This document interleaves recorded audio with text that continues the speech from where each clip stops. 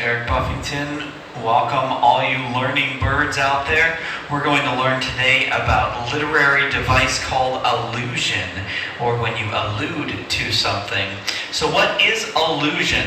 Allusion is a reference to a historical figure of significance, usually. And it's often used to state a complex idea in a little bit more of a simple way. I'll show you some examples of that, but just keep that in mind as we talk about it. A reference to a historical figure or a historical event, and it's used to make a complicated statement in a simple way. So here's an example. When you see this picture, does it make you think of something? An arrow in someone's heel. An Achilles heel.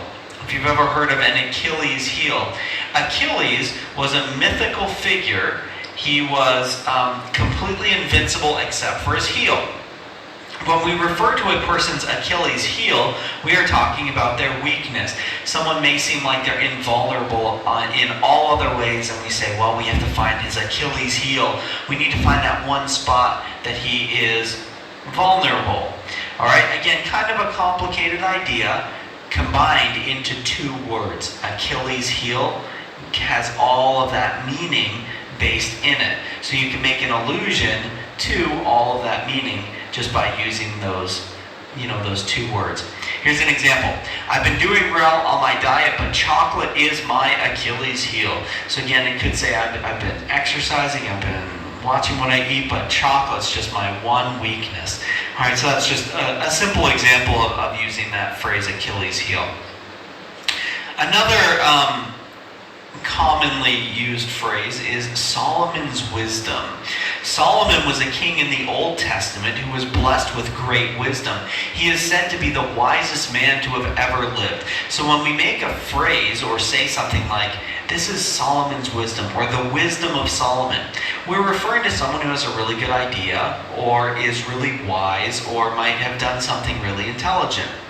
Inside that phrase is a reference to someone who ruled an entire country in wisdom, somebody who was, just the epitome of intelligence.